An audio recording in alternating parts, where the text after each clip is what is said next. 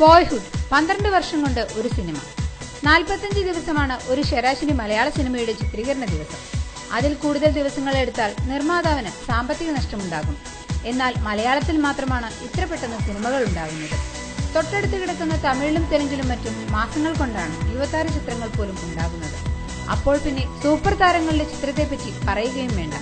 കൂടാതെ തമിഴിലെ സൂപ്പർ സംവിധായകനായ ശങ്കർ തന്റെ ചില ചിത്രങ്ങൾക്ക് വേണ്ടി 2 വർഷം വരെയൊക്കെ ചെലവാക്കിയിട്ടുണ്ട്.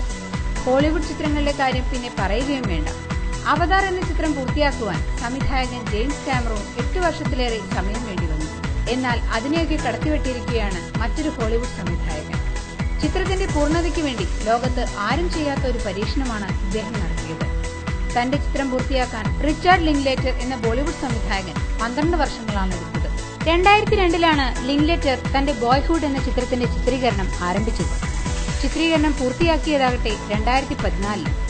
സാമ്പത്തിക പരാധീനതകളോ നിയമപ്രശ്നങ്ങളോ അല്ല ചിത്രീകരണത്തിന് ഇത്രയും കാലമെടുക്കാൻ കാരണം.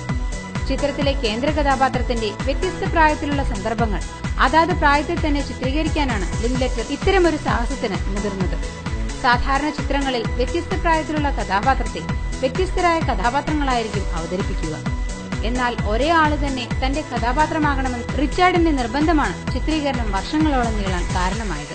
അതേസമയം ഈ കാലയളവിനിടെ റിച്ചാർഡ് 9 ചിത്രങ്ങൾ സംവിധാനം ചെയ്യുകയും ചെയ്തു. വിവാഹമോചനം നേടിയ ദമ്പതികളിലെ മകന്റെ 6 വയസ്സ് മുതൽ 18 വയസ്സ് വരെയുള്ള കഥയാണ് ചിത്രം പറയുന്നത്.